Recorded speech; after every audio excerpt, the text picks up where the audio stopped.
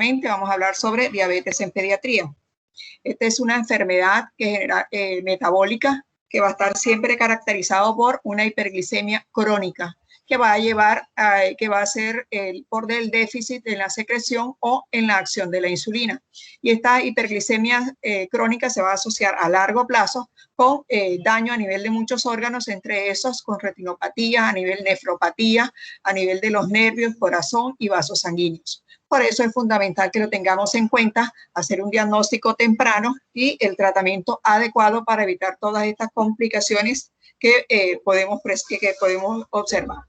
Entonces, decíamos que es un trastorno metabólico complejo que va a estar siempre caracterizado por una hiperglicemia crónica, que puede ser debido a la disminución en la secreción de insulina y o acción de la insulina a nivel de los tejidos diana, que eso es lo que nos va a llevar a que haya alteraciones en los carbohidratos, en los lípidos y en las proteínas.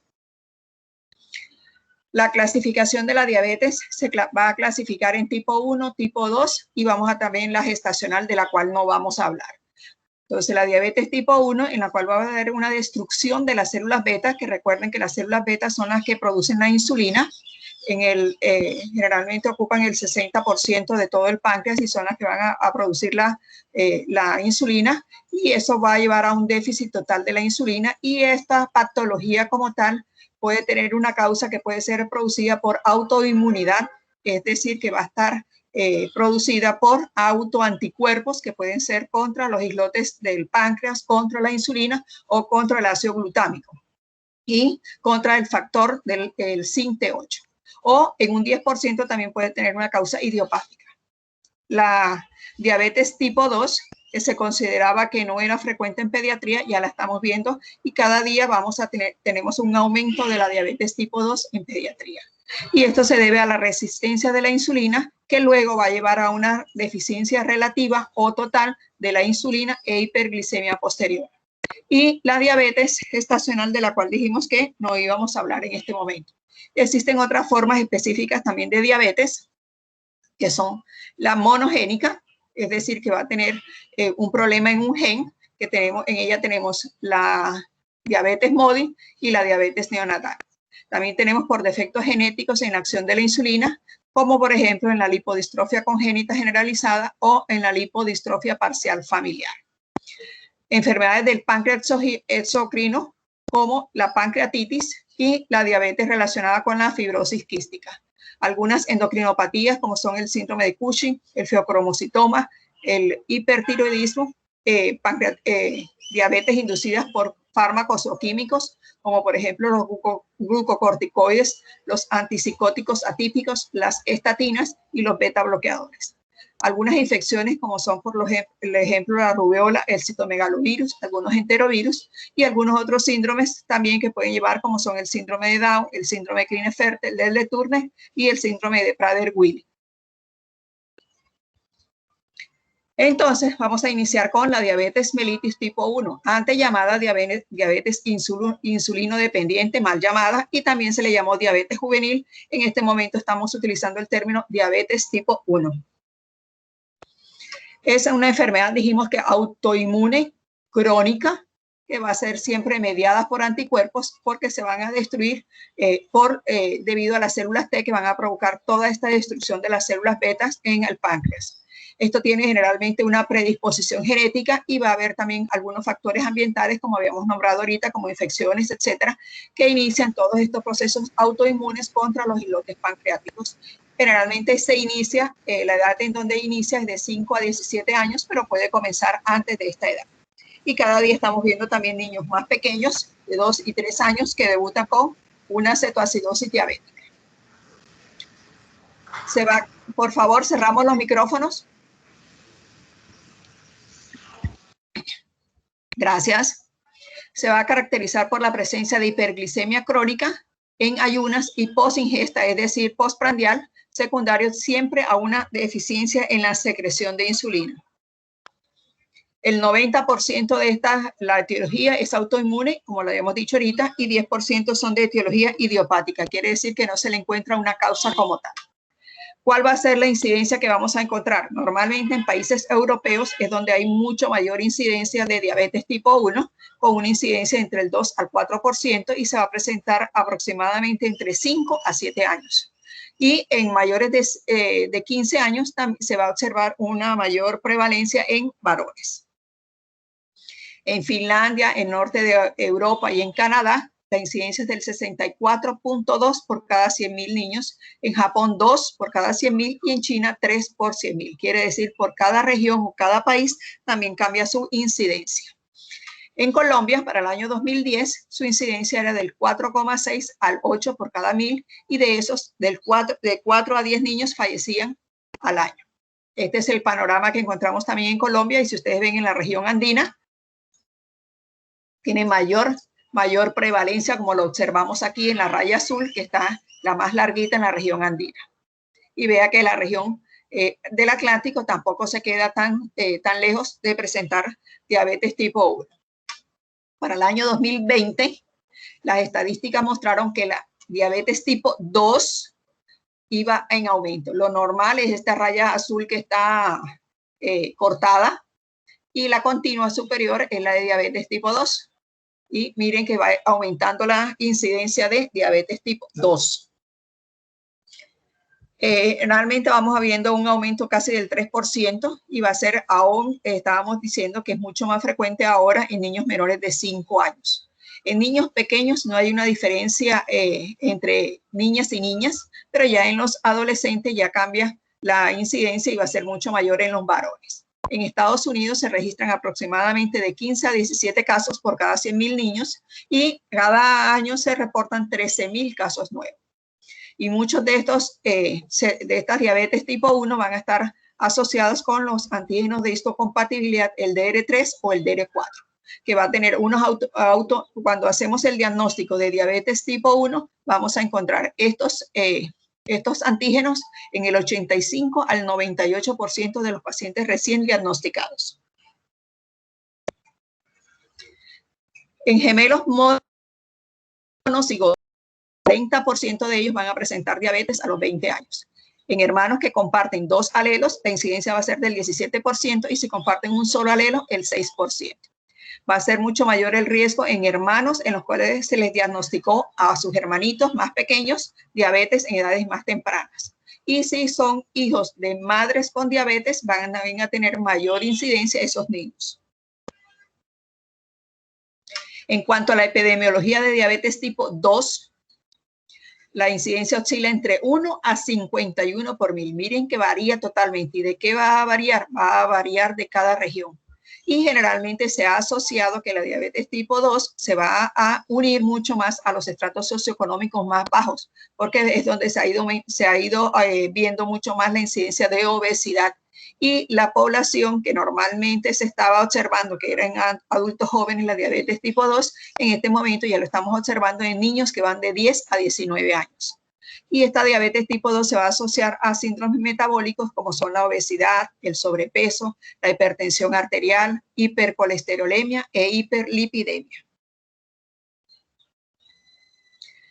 Entonces, dentro de todas las fisiopatologías que hemos visto, dijimos que hay muchos factores que pueden intervenir. Hablábamos ahorita de los virus. La ausencia de lactancia materna, fundamental, porque este es un protector que se ha demostrado que es muy bueno para disminuir la incidencia de diabetes tipo 1.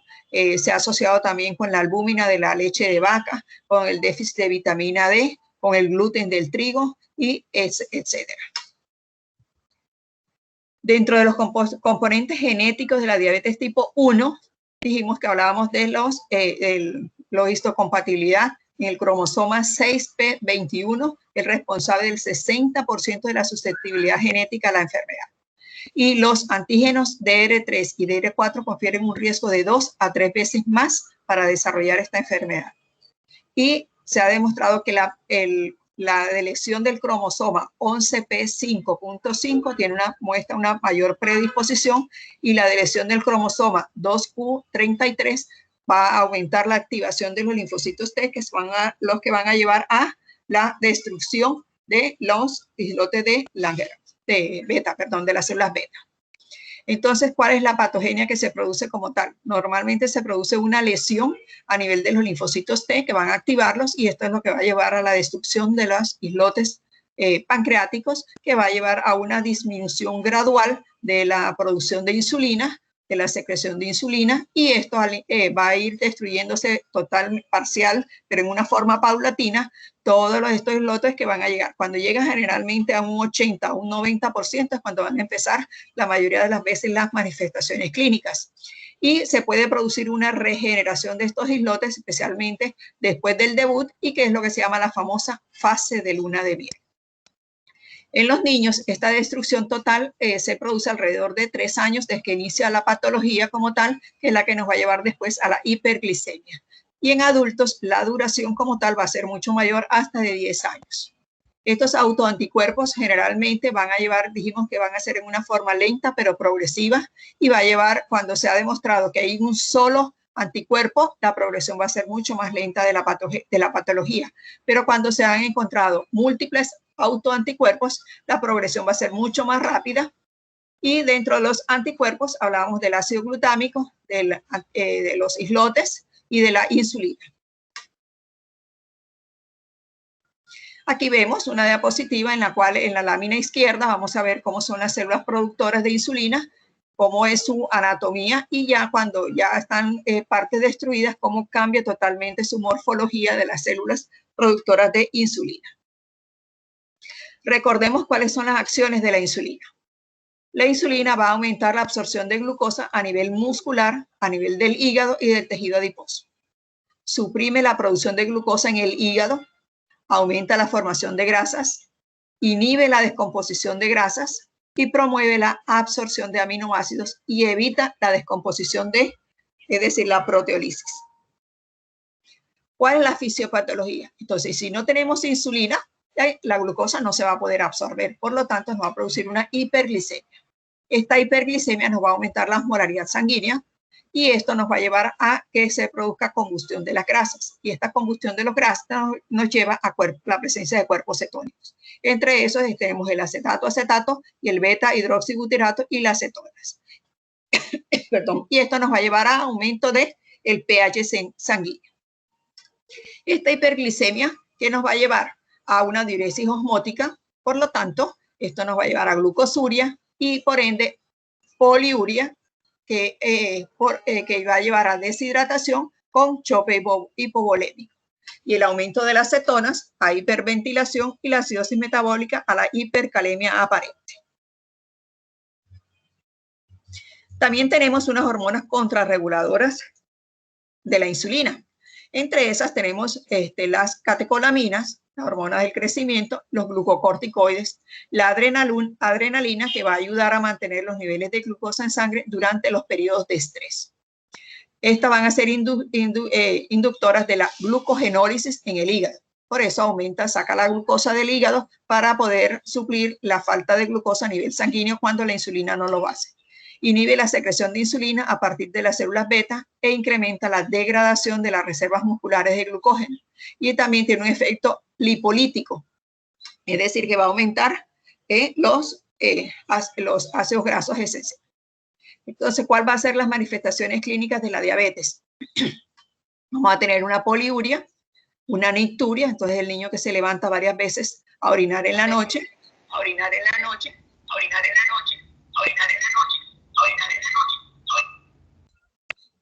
Cansancio, visión borrosa, falta de interés y concentración en los estudios, paciente que va a tener polidipsia, polifagia y pérdida de peso. Entonces, generalmente estas manifestaciones clínicas no se van a dar de un día para otro, van a darse en una forma progresiva y se ha considerado que más o menos en 2 a 6 semanas se empiezan a presentar todas estas sintomatologías. En algunos niños, cuando ya tienen cetonas, es decir, hay cetonemia, va a producirse anorexia. Por lo tanto, el síntoma de polifagia es posible que no lo presente. Hay algunas formas atípicas que se pueden manifestar de la diabetes. Entonces tenemos irritabilidad, astenia, empeoramiento del rendimiento escolar, cambios de humor, dolor abdominal, y muchas veces estos dolores abdominales son confundidos con cuadros de abdomen agudo tipo apendicitis, náuseas, vómitos, que son también confundidos con gastroenteritis, polipnea, confundidos con neumonía, falla de medro o pérdida de peso, enuresis, que también entonces pueden ser confundidos con infección de vías urinarias, candidiasis vaginal e infecciones cutáneas recurrentes. Entonces, dentro de las manifestaciones clínicas, en una fase inicial podemos encontrar ya destrucción de esas células betas, y cuando tiene más del 20 al 30%, se nos van a ir aumentando los niveles de glicemia pre y postprandial. Y puede haber leve pérdida de peso, infecciones vaginales como candidiasis e infecciones cutáneas o urinarias. Y ya en una fase establecida de la tal como la diabetes, entonces vamos a tener ya la hiperglicemia, en la cual va a ser en ayunas mayor de 126 por miligramos por decilitro. Postprandiales, ahora vamos a hablar de qué es lo postprandiales, mayores de 200 miligramos por decilitro, va a tener ansiedad, polidipsia, poliuria, o sea que ya va a tener ya clínica de diabetes. Y puede tener cuerpos cetónicos en orina y en sangre, cetonemia, y ya estamos en una fase cetoacidótica. Y ya en una fase severa vamos a encontrar dificultad respiratoria, en la cual vamos a ver la famosa respiración de Kussmaul, angustia, estado confuso, el coma diabético y la muerte. ¿Hasta ahora han entendido? Sí, doctora. Sí, señora. Bueno, entonces, ¿cómo vamos a hacer el diagnóstico? Fundamental, la medición de la glicemia. Hay unos criterios de los criterios de la Asociación Americana de Diabetes para el año 2020, en la cual los criterios diagnósticos eran glicemia en ayunos. Ayunos hablamos cuando tenemos 8 horas de no haber consumido alimentos mayores o iguales a 126 miligramos por decilitro, o 2 horas post sobrecarga oral de glucosa mayor o igual a 200 miligramos por decilitro en 2 ocasiones, y o síntomas de diabetes con una glicemia mayor o igual a 200 miligramos por decilitro. Una hemoglobina glicosilada mayor de 6,5%. Hasta el año 2016 se consideraba que la hemoglobina glicosilada no era un ítem para ayudar a hacer el diagnóstico de diabetes. Y ahora, a partir del año 2020, se incluyó la hemoglobina glicosilada como un factor que nos ayuda a hacer el diagnóstico de diabetes tipo 1. Y cuando hablamos de postcarga, cuando hacemos una carga de glucosa equivalente a 1,75 gramos por kilo, máximo 75 gramos, eso es la famosa postcarga que vamos a hacer. Y generalmente cuando tenemos una hemoglobina glicosilada, aquí me equivoqué, menor de 6,5, no excluye el diagnóstico. Entonces, reiteramos, los criterios diagnósticos de diabetes mellitus son síntomas clásicos, es decir, poliuria, polidipsia, todos asociados con una hiperglicemia, y la concentración de glucosa plasmática mayor de 200 en cualquier momento. Glucosa plasmática en ayunas mayor o igual a 126 miligramos por decilitro. En ayuno decimos cuando hay menos de máximo 8 horas de ayuno. Glucosa postcarga, como lo habíamos definido, mayor de 200 miligramos durante una prueba de tolerancia a la glucosa. Y la hemoglobina glicosilada. Fundamental dentro de todo el diagnóstico es la glucometría, pero tenemos que tener en cuenta que la glucometría es un instrumento que nos va a ayudar de tamizaje, más no para diagnóstico, ¿sí? Por ende, cuando tenemos que hacer el diagnóstico debe ser siempre en glucosa central, es decir, glicemia, nunca va a ser glucometría. Para hacer el diagnóstico en el debut vamos a determinar también los anticuerpos, ya sea, dijimos, los antiislotes, ácido glutámico descarboxilasa o anticuerpos anti la insulina o la tirosinfosfatasa, ¿sí? Para poder saber si es una diabetes mellitus tipo 1. Recuerden que la diabetes tipo 1 generalmente es de etiología autoinmune. Algunas pruebas complementarias que adicionamos son los que habíamos nombrado, los autoanticuerpos pancreáticos, el péptido C, el genotipado del sistema HLA para poder comprobar la patogenia genética, para poder decir que es una diabetes tipo 1 autoinmune. Hacemos una medición de la hemoglobina glicosilada ¿sí? Que se basa generalmente, la hemoglobina glicosilada es la glucosa que va a ir adherida a la hemoglobina y generalmente nos va a reportar un promedio de los valores de glucosa en los últimos 3 meses. Esto tiene mucha importancia para el paciente en seguimiento. Por eso, dentro del controles se debe hacer por lo menos 4 veces al año. Generalmente cuando tenemos valores muy elevados de hemoglobina glicosilada, eso se van a asociar mucho más a complicaciones como son la retinopatía, el pie diabético, la nefropatía, etcétera. Y consideramos valores normales de hemoglobina glicosilada entre 5.7 a 6.4. Vea que ahorita hablábamos como criterio diagnóstico, hemoglobina glicosilada mayor de 6,5%.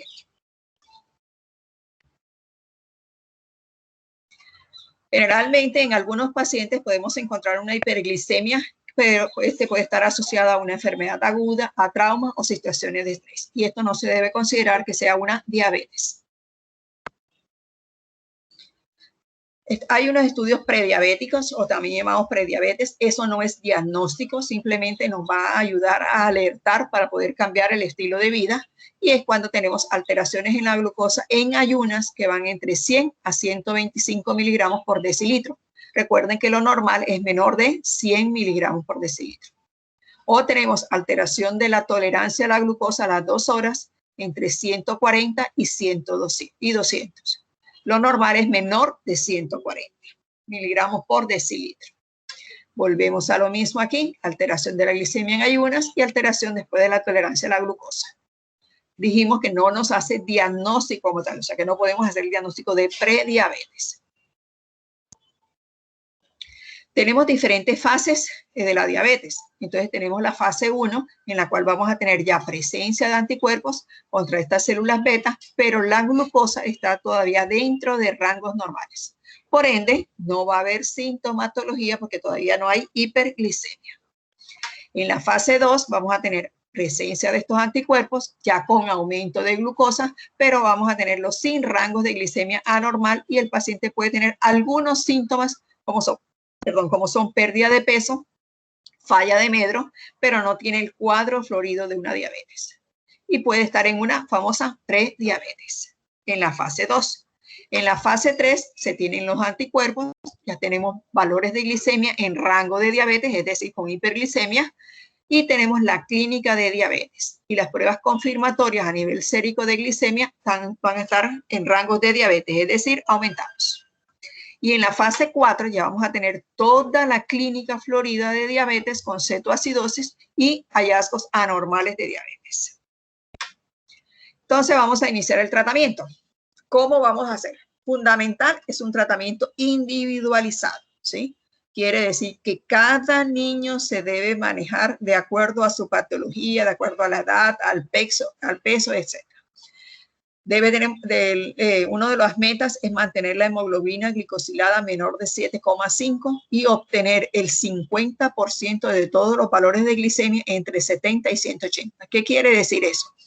Que cuando nosotros hacemos el diagnóstico de diabetes, estos niños tienen que hacerse glucometrías por lo menos de 6 a 10 veces en el día, preprandiales y postprandiales al acostarse y en la madrugada. Entonces, de acuerdo a todos esos valores que nos dan, debemos tener el 50% de todos esos valores entre rangos normales de 70 a 180 y menos del 10% valores menores de 70. Quiere decir que menos del 10% de esos valores deben ser de hipoglicemia. Muchos de estos pacientes, aproximadamente el 80%, hacen una remisión parcial tras la aplicación de insulina al inicio, por regeneración de las células y es lo que llamamos la famosa luna de miel. Esta remisión generalmente va a necesitar administración de insulina menos de 0.5 unidades por kilo y van a mantener una hemoglobina glicosilada menor de 7. Entre menos edad debute el paciente, menos posibilidades tiene de remisión el paciente. De entre los objetivos para poder mantener las metas en estos pacientes, tenemos que tener la glicemia en ayunas, es decir, antes de comidas, el valor óptimo debe ser de 70 a 140. subóptimo entre 140 y 160 y ya con alto riesgo de complicaciones mayor de 160. 2 horas postprandiales, los valor óptimo de 90 a 180, subóptimo entre 180 a 250 y mayor riesgo de 200, mayor de 250. Al acostarse entre 120 y 160, subóptimo menos de 80, quiere decir que va a tener riesgo de hipoglicemia o mayor de 160. Y alto riesgo de complicaciones, vean, menor de 75, quiere decir que se está acercando a la hipoglicemia, o mayor de 200, que ya indica hiperglicemia. Nocturno, de 80 a 160, lo óptimo, subóptimo, menor de 75 o mayor de 160, y aquí menos de 70, quiere decir que este paciente está en hipoglicemia, o mayor de 200.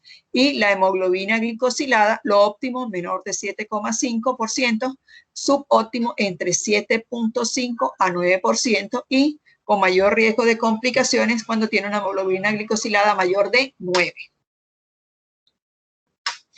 Dentro de los monitoreos, dijimos de la glucometría en estos pacientes, tienen que ser preprandiales, postprandiales, al acostarse, a medianoche, antes del ejercicio, durante el ejercicio, post ejercicio. Si el paciente consume alcohol, también debe hacerlo también. Cuando se tiene en los niveles óptimos de glicemia, vamos a tratar de evitar los riesgos de hipoglicemia y de cetoacidosis diabética y vamos a disminuir a largo plazo las complicaciones crónicas como son la retinopatía, nefropatía y macrovasculares y microvasculares. Y también se tiene que hacer la monitorización periódica de la hemoglobina glicosilada. Dijimos que habitualmente son 4 al año porque revela la hemoglobina aproximadamente la concentración de glucosa en promedio de 3 meses. Fundamental en el tratamiento, apoyo a la familia. Cuando el paciente debuta, debe salir después con su glucómetro, debe saber utilizar, es decir, hacerse su automonitoreo. Recuerden que en niños pequeños ellos no se pueden hacer automonitoreo, por ende tenemos que educar a los familiares, al tutor, cómo se debe hacer la glucometría, cuántas veces se debe hacer glucometría. Se debe ver cuál es la destreza en la interpretación de la glicemia. Se debe observar la aplicación de la insulina que la deban hacer en una forma correcta y se debe educar sobre el reconocimiento de situaciones de riesgos, prevención como son la hiperglicemia, la cetonemia y la hipoglicemia, que son los más importantes. La dosis de insulina, ¿cuál es? Es la que permite que ese paciente tenga mejor calidad de vida. Al decir mejor calidad de vida, quiere decir que tenga un adecuado crecimiento, un adecuado desarrollo, que no tenga riesgos de hipoglicemia, que no tenga hiperglicemias graves frecuentes. Todos estos ajustes de la insulina van a conseguir que se tengan dentro parámetros esperados, sin grandes variaciones en las glicemias y una adecuada hemoglobina glicosilada. Este es el objetivo como tal del tratamiento de la diabetes tipo 1. Hablando ya del tipo de insulina, vamos a tener diferentes tipos de insulina. ¿De qué va a depender? ¿Qué tan rápido inicia su trabajo? O cuánto trabaja más. Es decir, si hace un pico y cuánto tiempo se mantiene activa. Entonces, de acuerdo con el tipo de acción, se van a clasificar en ultra rápidas, rápidas, intermedias y prolongadas.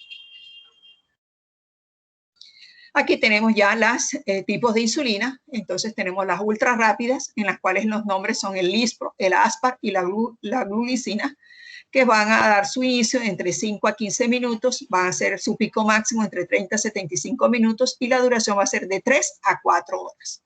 La regular o la cristalina, que va a tener de 10 a 45 su inicio de acción, va a tener un máximo de 2 a 3 horas y la duración va a ser de 4 a 6 horas. La intermedia, que es de 2 a 4 horas de inicio, va a tener máximo un pico de 8 a 10 horas y de 10 a 14 horas. Y de acción prolongada, que va a tener su inicio de 15 a 20 minutos y va a tener, vea que no hace una meseta. Y su duración va a ser aproximadamente hasta 24 horas. Esta es la que se está tratando de mantener, dar en niños para tratar de disminuir los riesgos de hipoglicemia. El problema es que esta insulina de acción prolongada es no pos. Tenemos aquí los mismos, la acción de las insulinas, ¿sí? La Lispro, que es de acción rápida, la Aspart, también de acción rápida, la glucina de acción rápida, ¿sí? Vea la glardina, que ya va a ser su inicio de acción es prolongado, entre 120 a 240 minutos. Entonces, de eso debemos también saber nosotros qué tipo de insulina vamos a colocar basal y cuál vamos a utilizar como bolodosis. Recuerden que la de bolodosis va a ser la de acción rápida. Los análogos de acción intermedia son los que se están utilizando más en este momento y tenemos la insulina de Temir, el nombre comercial es el Levemir, tenemos la glardina, el nombre comercial es el Lantus y se usan una vez al día. Disminuyen el riesgo de hipoglicemias en las noches y se usan a partir de los 2 años de edad.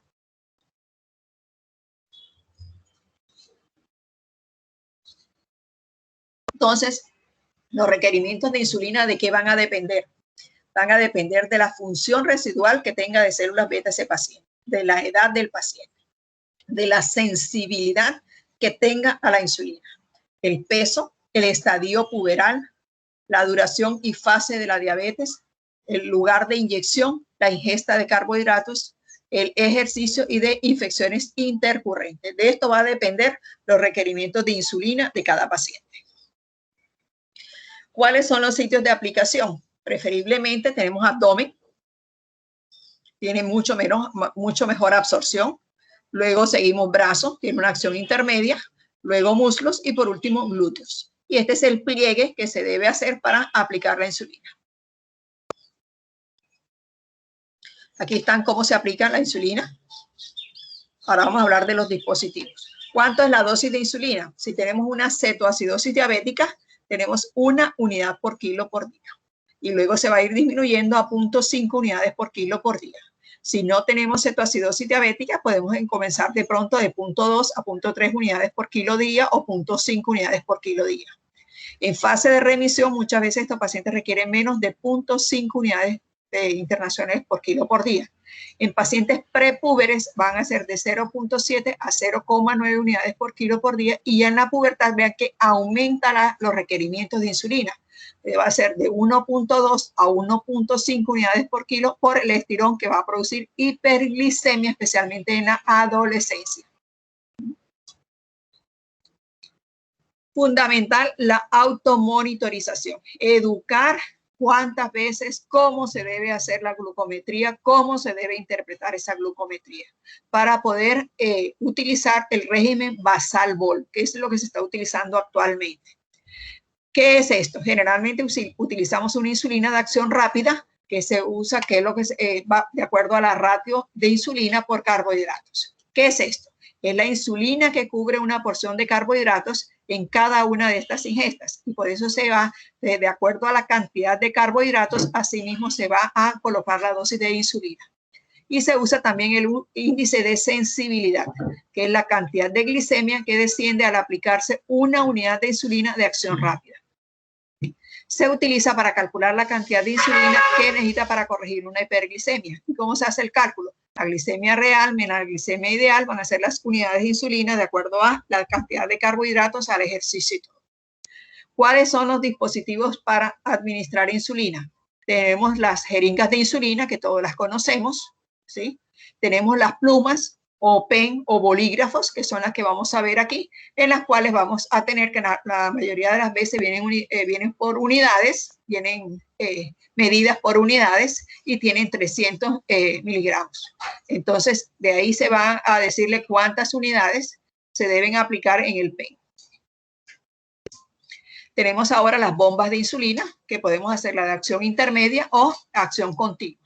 Acción continua quiere decir que durante todo el día va a ir dando los valores de glicemia y se le va poniendo la dosis de insulina que se maneja ya ahora desde un celular, ¿sí? Estos son las bombas que tienen mayor ahora función, especialmente en el paciente pediátrico, y vamos a ver cuáles son las indicaciones de poner esas bombas de infusión. Tenemos cuando se hacen hipoglicemias recurrentes, porque todo esto va a disminuir los riesgos de hipoglicemias severas. Cuando hay grandes fluctuaciones de la glicemia, disminuye la variabilidad que hay. Cuando hay requerimientos de muy bajas dosis de insulina que van a ser muy difíciles de aplicar. Cuando hay fobia a las agujas, recuerden que estos pacientes tienen que hacerse la glucometría más la aplicación de insulina, la basal más las postprandiales, son múltiples pinchazos.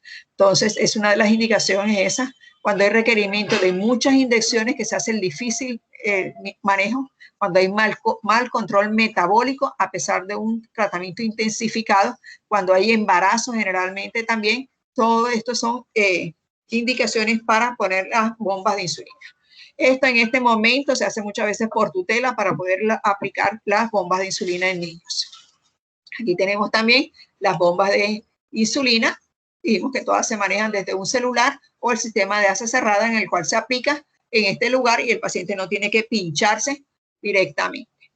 Hablábamos ahorita de la famosa fase de luna de miel, que es la cual hay una remisión parcial de la diabetes porque puede haber una regeneración de las células beta y van a necesitarse muchas veces dosis bajas de insulina, menos de 0.3 unidades por kilo por día, y esto generalmente se debe a la recuperación de la secreción de insulina por las células beta.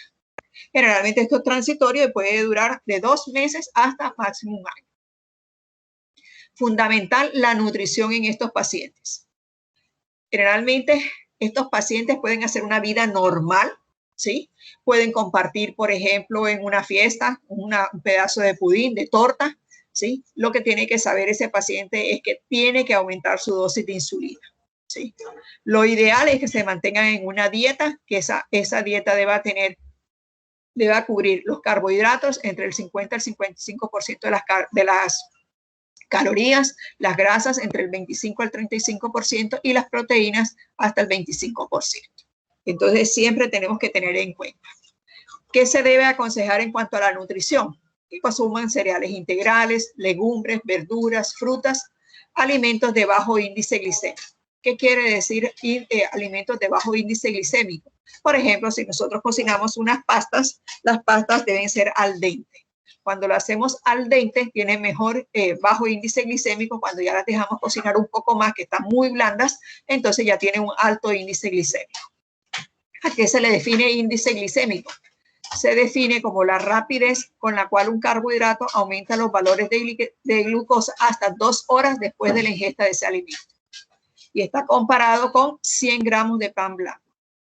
Se deben consumir lácteos desnatados o semidesnatados o semidescremados, como le llamamos, en niños mayores de 2 años. En niños menores de 2 años deben ser leche entera. También se les da suplemento de omega y cuando los adolescentes consumen alcohol, fundamental que deben consumir mayor cantidad de carbohidratos por el riesgo de hipoglicemia que puede ser tan prolongada por más de 12 horas. ¿Qué complicaciones puede presentar? Tenemos complicaciones agudas y complicaciones crónicas. Dentro de las complicaciones agudas tenemos la hiperglicemia, hipoglicemia, la cetoacidosis, hipercolesterolemia e hipertrigliceridemia.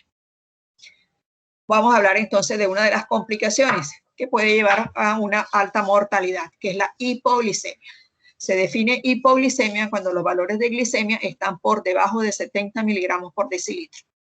¿Cuáles pueden ser las causas que pueden llevar a una hipoglicemia? El exceso de insulina, la ingesta de pocos carbohidratos, ejercicio, ingesta de alcohol, vómitos, diarrea, menor edad e hipoglicemias inadvertidas que generalmente la vamos a ver en niños pequeños, que pueden ser asintomáticos. ¿Cuál es el tratamiento de esta hipoglicemia? Se puede hacer una ingesta de carbohidratos de absorción rápida. En algunos países existen las tabletas de glucosa, y se hace control después de esa ingesta. De 15 a 20 minutos se hace una nueva glucometría y si hay necesidad se da nuevamente un carbohidrato de absorción lenta. En el caso de que no mejore, podemos poner una dextrosa al 10%. Si estamos ya, podemos educar, si se puede, de 200 a 500 miligramos por kilo de glucosa. O cuando ya la hipoglicemia ya es mucho más marcada o no nos ha respondido, el uso obligatorio del glucagón, que puede ser intramuscular o subcutáneo. La dosis en niños menores de 3 años son 0.25 miligramos. Hasta los 12 años, 0.5 miligramos y ya en mayores de 12 años, 1 miligramo quiere decir la ampolla completa de glucagón. Dentro de las complicaciones crónicas tenemos las microvasculares y la retinopatía, neuropatía y la nefropatía. Entonces, para detectar estas complicaciones, se debe hacer, por ejemplo, para la retinopatía, se debe hacer una fotografía con cámara de retina u oftalmoscopio. Por lo menos, se debe hacer por lo menos después que se ha iniciado la enfermedad, 2 a 5 años después de haber iniciado la patología. Y luego que ya se ha empezado la patología, se ha empezado a hacer, cada año se debe hacer este estudio para mejorar y dentro de las intervenciones mejorar el control glicémico y el tratamiento se puede hacer con láser. Dentro de las nefropatías generalmente se da a los 10 años de haber iniciado la pubertad y o tras 2 a 3 años de haber iniciado la sintomatología de la diabetes mellitus. ¿Cómo vamos a hacerlo? Vamos a medir la tasa de albúmina, creatinina en orina de la primera hora o albuminuria en 24 horas. ¿Cada cuánto debemos hacer estos controles? Anuales, ¿sí? Y en el caso de que se presente, tenemos que mejorar el control glicémico o podemos mejorar la hipertensión arterial o utilizar medicamentos. Dentro de las neuropatías no está establecido qué se debe hacer, pero se debe hacer una anamnesis y una exploración física y mejorar el estado glicémico como manejo. Dentro de las contracturas musculares a los 10 años, dentro de las cardiovasculares, tenemos medir tensión arterial en cada control y luego cada año, y se debe también mejorar el control glicémico, mejorar la tensión arterial, y en el caso de que se deba utilizar, utilizamos las estatinas para niños mayores de 10 años en el caso de que tenga alteración del perfil lipídico. Bueno, entonces aquí tenemos algunas complicaciones como son las neuropatías. Recuerden que las neuropatías es que se pierde mucho la sensibilidad. Podemos tener la retinopatía, como vemos aquí. Tenemos una imagen algodonosa a nivel de la retina, en la cual va a haber oclusión de esos capilares. Entre las macrovasculares tenemos coronarias de grandes vasos, cerebro, corazón y riñones, como lo hemos ido nombrando. Aquí tenemos el inicio de un pie diabético, en la cual no hay sensibilidad, por lo tanto no tienen dolor a nivel de esa necrosis de ese dedo. La nefropatía, miren esos dedos necrosados. Eso también los podemos ver en niños. Otras complicaciones que podemos encontrar es el bajo crecimiento, contractura de las articulaciones interfalángicas o de grandes articulaciones. Vemos también glicosilación de las proteínas de las cápsulas articulares que van a producir limitación de su movilidad, como lo vemos aquí. Pues son unas manos de niños que miren cómo tienen las contracturas en las manitos. ¿Cómo se hace el seguimiento? El seguimiento de estos pacientes debe hacerse cada 3 meses por lo menos. Se debe hacer la hemoglobina glicosilada. Recordar que la hemoglobina glicosilada puede tener algunos diagnósticos falsos, como por ejemplo nos pueden falsear las hemoglobinopatías, como la anemia de células falciformes. También nos puede alterar la hemoglobina glicosilada. Y las dosis de insulina rápida que se van a calcular siempre con la ingesta de carbohidratos con todos los alimentos que se presenten. Control con el pediatra, control con el endocrinólogo pediatra, control con el oftalmólogo. Debemos también controlar la tensión arterial, la glicemia, ver las dosis de insulina de acuerdo a la talla, a los carbohidratos, ver la velocidad de crecimiento y ver la sensibilidad de estos pacientes. Ahora, ya saliendo la diabetes tipo 1, vamos a hablar de la diabetes monogénica. Vamos a nombrar algo de la diabetes monogénica, en la cual habíamos dicho ahorita que existen dos, la MODY y la neonatal. La MODY es una forma familiar de diabetes no cetósica, quiere decir que no va a presentarse cetoacidosis diabética y que se va a presentar generalmente durante la adolescencia o el adulto temprano. Y se va a deber a una mutación en un gen, por eso se llama monogénica, y muchas veces está asociado al gen de la glucoquinasa. Aquí tenemos otros 3 genes, a los cuales también, pero es mucho menos frecuente. Y la neonatal, que puede presentarse en el primer año de vida, miren que se llama neonatal, pero se puede presentar en el primer año de vida y lo más frecuente es en los primeros 6 meses de edad. Y aquí tenemos también los genes que se presentan en estas diabetes monogénicas. ¿Cuáles son las características de la diabetes tipo 2? se encuentra que generalmente se presentan en la segunda década. Es raro que se presenten antes de la pubertad, tiene alta prevalencia familiar, hay mayor prevalencia en las poblaciones de riesgo, como habíamos hablado en la obesidad, y que va a ser mucho más frecuente en hombres a mujeres. Y generalmente se ha asociado que 3 generaciones pueden estar afectadas. Cuando encontramos que hay 3 generaciones que están afectadas, no descartar nunca el móvil. En la diabetes tipo 2, la interacción entre los genes que afectan la adiposidad son las que van a asociarse con los factores ambientales y resistencia a la insulina. Entonces aquí tenemos los factores ambientales, la obesidad, los genes de la adiposidad, y vamos a tener que va a haber disminución del gasto de energía, porque estos pacientes muchas veces van a ser más sedentarios, va a haber mayor carga calórica, la composición de los nutrientes, y vamos a encontrar también la microbiota, muy fundamental ahora que se está hablando de la microbiota como causa fundamental de algunas patologías. Dentro de la diabetes mellitus tipo 2, vamos, ¿cuál es el tratamiento? Cambios en el estilo de vida, aumentar la actividad física, incentivar la comida saludable, dormir de 8 a 10 horas nocturnas, metformina en pacientes que tengan una función renal normal. Vean que aquí en algunos pacientes de inicio no comenzamos con insulina. ¿Cuándo vamos a comenzar con la insulina? Cuando vemos que esta sensibilidad a la insulina ha hecho resistencia, y aparte de eso que se ha ido disminuyendo poco a poco la cantidad de células beta que son productoras de insulina. Entonces ahí es cuando se requiere ya la aplicación de insulina. También tenemos el litaglutide, que es un agonista de la GLP-1 que está aprobado para la diabetes tipo 2 en niños mayores de 10 años. Dentro de las comorbilidades de la diabetes tipo 1 tenemos hígado graso, que va a tener también alteraciones de las pruebas de función hepática, ovarios poliquísticos, tenemos nefropatía, apnea del sueño, trastornos psiquiátricos, entre esos depresión, intentos de suicidio, hipertensión y retinopatía. Dentro del manejo se ha hablado ahora de la cirugía metabólica, y hay que considerarle en algunos adolescentes con diabetes tipo 2 que tengan un índice de masa corporal mayor de 35 kilos por metro cuadrado de superficie y tengan falla en el tratamiento y o comorbilidades. La prevención, reconocer los factores de riesgo en horas tempranas, prevención de la obesidad y prevención de la diabetes tipo 2. ¿Por qué? Continuando con la diabetes monogénica, aquí se hubo un enredo aquí de diapositivas, me excusan por favor.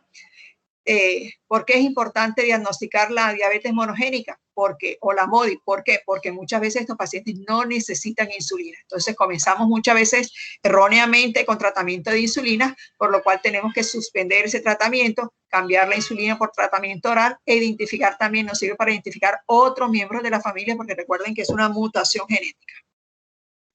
¿Cuándo vamos a sospecharnos de diabetes tipo MODY? Cuando viene una hiperglicemia en ayunas estable a largo plazo. Quiere decir que no va a ir aumentando ese valor de hiperglicemia, sino que se mantiene a largo plazo.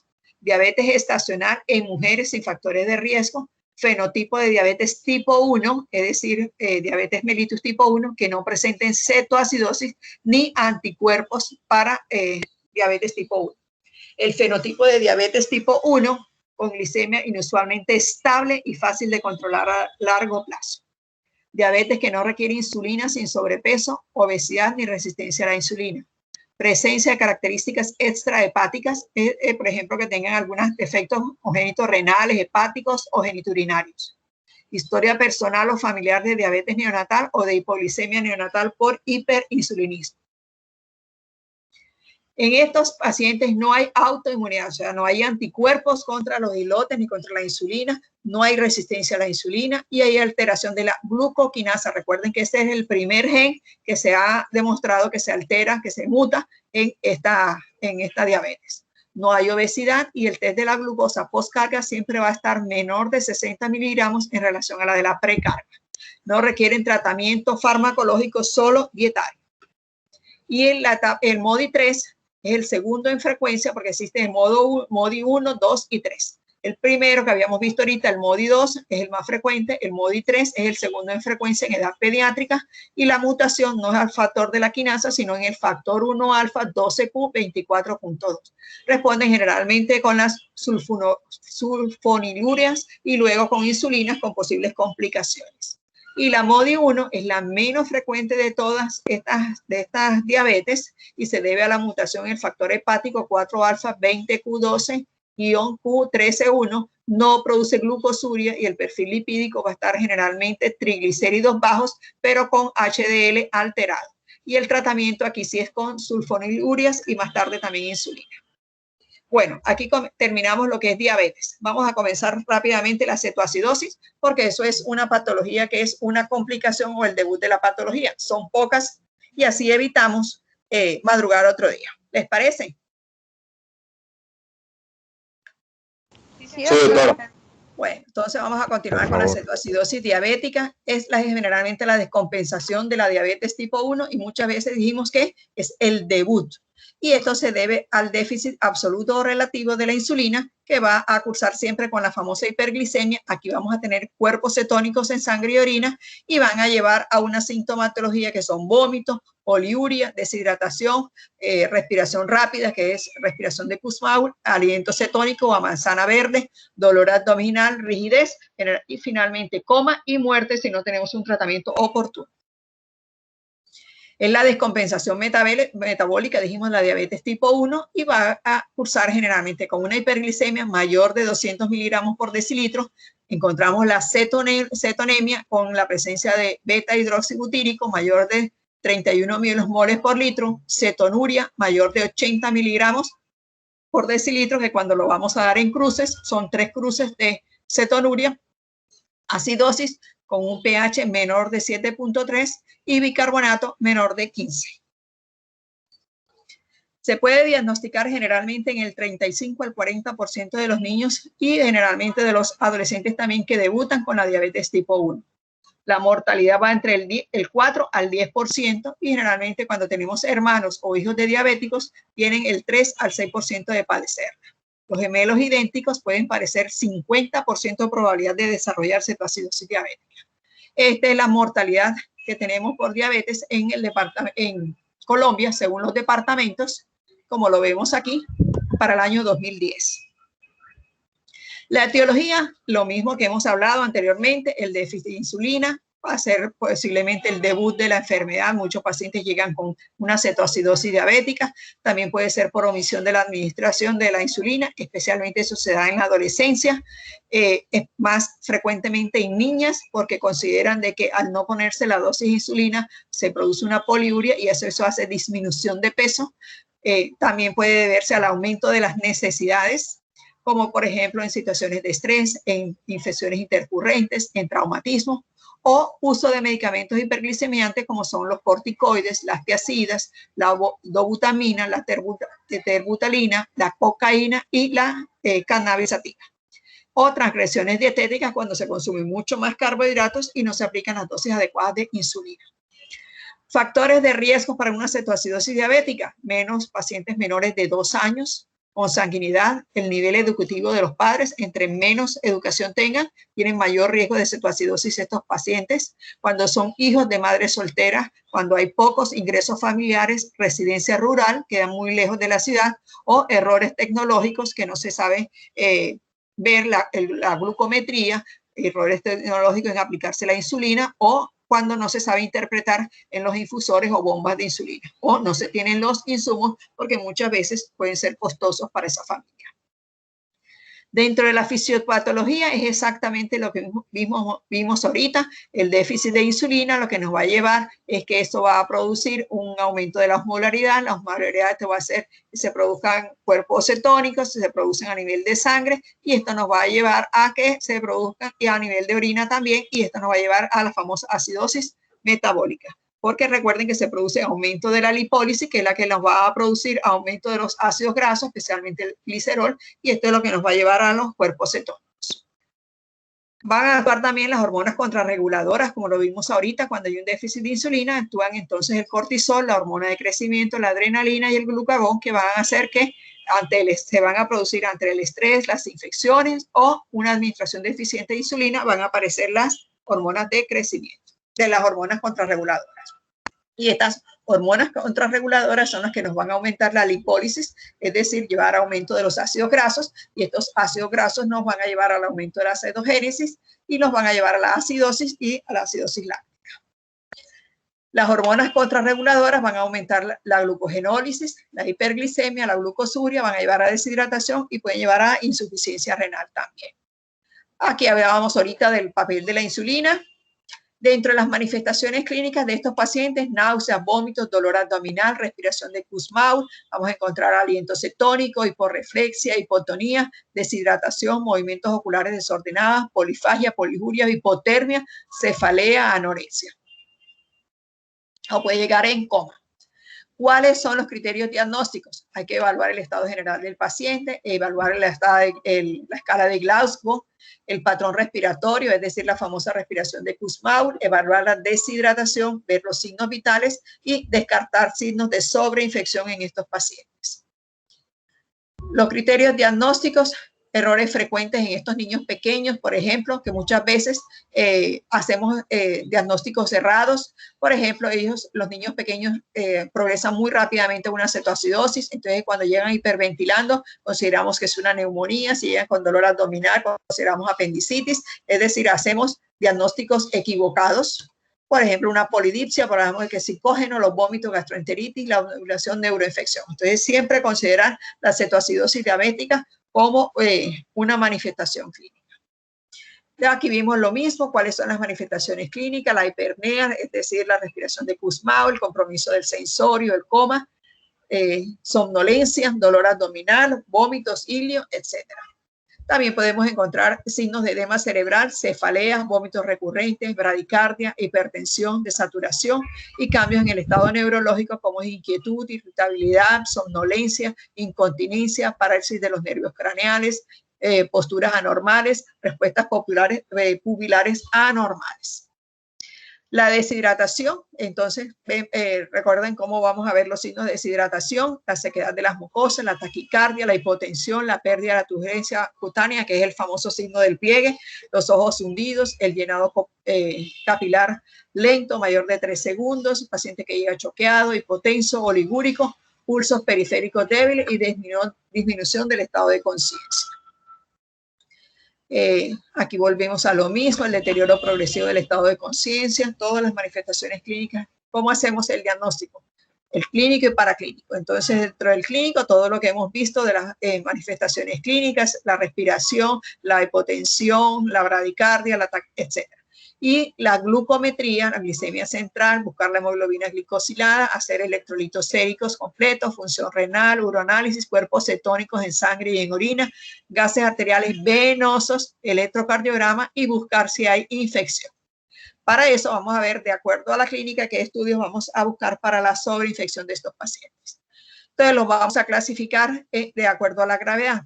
¿Cuán leve? Es cuando encontramos un pH menor de 7,3, perdón, un bicarbonato menor de 15. Moderado cuando es el pH menor de 7,2 y el bicarbonato menor de 10. Y grave cuando encontramos un pH menor de 7,1 y el bicarbonato menor de 5. ¿Cuáles son los diagnósticos diferenciales de la cetoacidosis diabética? Hipoglicemia, sepsis, uremia, gastroenteritis con una acidosis metabólica, acidosis láctica, intoxicación por salicilatos, ingesta de metanol, encefalitis, lesiones intracraneanas y eventos cerebrales como el ACV o aneurismas. Abdomen agudo, apendicitis, infección de vías urinarias, malformaciones congénitas, neumonías, asma, cuerpo extraño, síndrome encefálico e intoxicaciones como el metanol, el etilenglicol y el paraldehído. ¿Cuál va a ser el manejo? Corregir la deshidratación, corregir la acidosis y resolver la cetosis. Llevar la glicemia cerca de la normalidad, evitar complicaciones e identificar y tratar factores desencadenantes. La terapia de hidratación. Generalmente no vamos a dar más de 4 litros por metro cuadrado por día, o lo que indica de 10 a 12 cc, por kilo por hora. O 1.5 a 2 los requerimientos de mantenimiento para 24 horas. ¿Qué líquido vamos a poner? Cristaloides. Y solamente vamos a adicionar glucosa según la glicemia. ¿Qué quiere decir eso? Que a medida que vamos disminuyendo muy rápidamente la glicemia, tenemos que colocar glucosa. Considerar el uso siempre de vía enteral, no considerar pérdidas urinarias cuando estamos haciendo los cálculos y no usar coloides. Entonces, dentro de la terapia de hidratación, si el paciente llega choqueado, vamos a colocar un bolo de 10 a 20 cc por kilo en 1 a 2 horas de cristaloides previo a la corrección habitual de deshidratación. Y en pacientes con cetoacidosis grave se debe hacer la reposición por pérdidas hídricas de 50 a 100 cc por kilo más el mantenimiento. Y dentro de la deshidratación moderada, las pérdidas hídricas se van a calcular de 30 a 50 cc por kilo más los líquidos de mantenimiento. ¿Cómo se propone la terapia de rehidratación? En una cetoacidosis con deshidratación grave, en la primera hora se pueden colocar de 12 a 8 mililitros por kilo por hora. De la hora 13 a la 48, 4 mililitros por kilo por hora. En la cetoacidosis con deshidratación moderada, en las primeras 12 horas, 7 mililitros por kilo por hora, y de la hora 13 a la hora 48, 3 mililitros por kilo por hora. Dijimos que siempre vamos a colocar soluciones isotónicas. No hay una ventaja de la solución salina, se prefiere el lactato de Ringer, y si no se tiene lactato de Ringer, se puede colocar solución salina. La glucosa se debe medir cada hora, y si ya llega a menos de 300 o el descenso es tan rápido que llega a bajar 90 miligramos por decilitro por hora, se debe adicionar destroza al 10% en sistema de 2 bolsas. ¿Qué quiere decir eso? Aquí ponemos en una la solución salina y en otra ponemos la destroza, y lo vamos a ir calculando de acuerdo a los valores de glicemia. Se van colocando en conjunto de acuerdo a los requerimientos de los pacientes. Va a tratar de mantenerse la glicemia para mantener por encima de 200 miligramos por decilitro. ¿Cómo se prepara la insulina para estos pacientes? Se prepara el peso del paciente en kilos, ¿sí? Va a ser el número de unidades que se van a aplicar de insulina por cada 100 cc de solución salina 0,9%. ¿Sí? De eso se purga 50 mililitros de la mezcla, y luego se va a pasar de 5 a 10 mililitros por hora, lo que equivale a 0,05 a 1 unidades por kilo por hora. Y los bolos van a aumentar, si se hacen muy rápidamente, los bolos como tal, vean que aquí lo estamos poniendo en una infusión, van a aumentar el riesgo de edema cerebral, y la velocidad mínima de disminuir la glicemia por encima de 90 miligramos también va a producir edema cerebral. Por lo tanto, la glicemia no se debe llevar inicialmente a lo normal.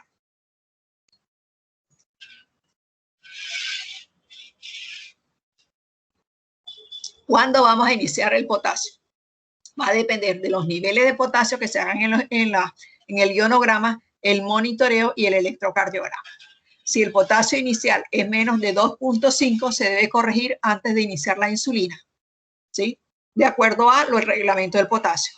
Si es mayor de 2.5 y menor de 6, se inicia a la segunda hora y se pone 40 miliequivalentes por litro. Si es mayor de 4,5 y menor de 6, se inicia a partir de la segunda hora a 30 miliequivalentes por litro. Y si es mayor de 6, siempre verificar la diuresis. El fósforo generalmente va a depender si los niveles son menores de 1, si hay debilidad muscular. Entonces, si hay estos o niveles persistentes bajos de fósforo, entonces se debe reponer con fosfato de potasio y se hace un inicio precoz de la vía enteral. ¿Cuánto se va a reponer? 0,08 miliosmoles por kilo en el ion fosfato intravenoso para 6 horas. Y el mantenimiento es de 0,16 miliosmoles por kilo. Y las reposiciones siempre las vamos a hacer con fosfato de potasio. El bicarbonato no se utiliza ¿Por qué? Porque aumenta el riesgo de edema cerebral, aumenta las arritmias por hipocalemia y solamente se va a utilizar en una unidad de cuidados intensivos siempre y cuando el pH sea menor de 6.9 o haya una hipercalemia intratable. Oxígeno, fundamental en estos pacientes porque va a disminuir la frecuencia respiratoria y va a estar recomendado generalmente en pacientes que tengan pobre perfusión o en choque. Antibióticos, 15 al 60% de estos pacientes pueden prestar una sobreinfección. Entonces, si hay leucocitosis, si la PCR está alterada, se podrán solicitar los cultivos y revalorar al resolver la acidosis si requieren antibióticos o no.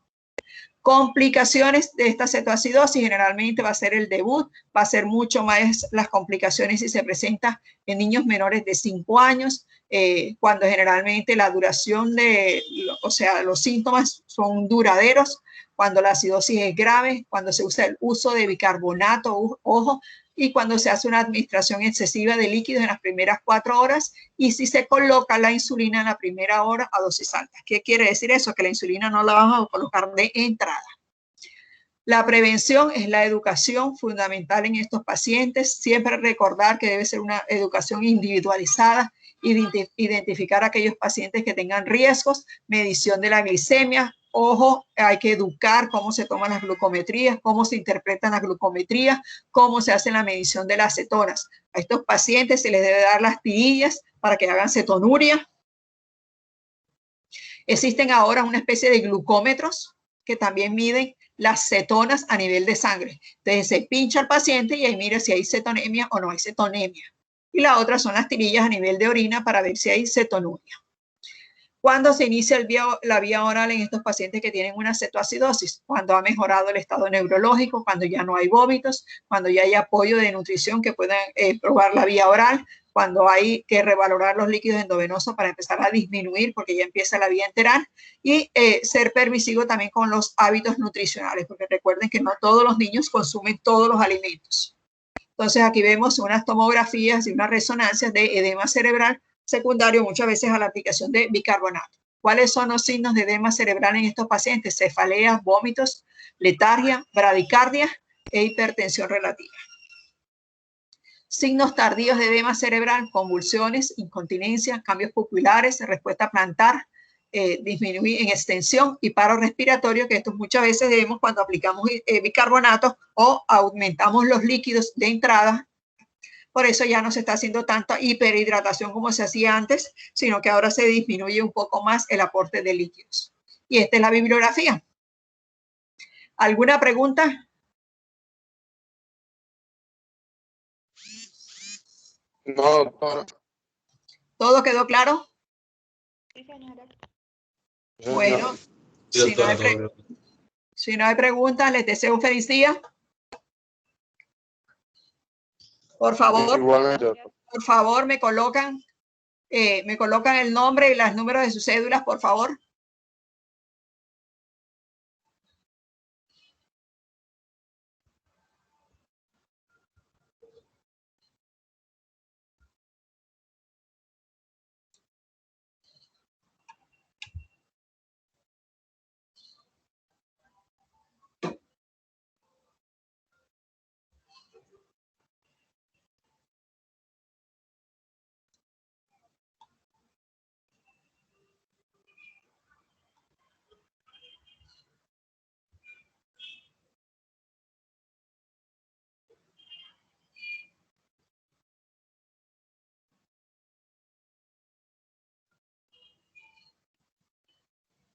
A ver, no veo ninguno todavía.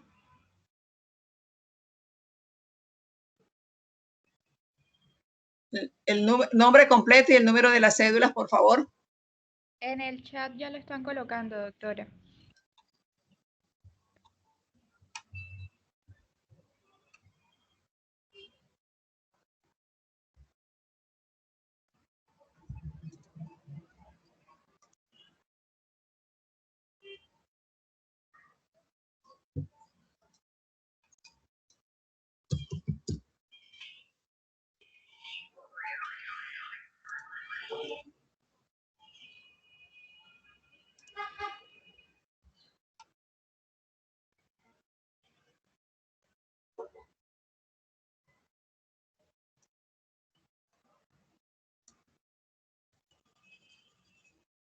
Bueno, feliz día, chicos. Cuídense. Gracias, doctora, igualmente. Hasta luego. Gracias, profe. Hasta luego. luego. Feliz día. Igualmente. Hasta luego, doctor. Hasta luego.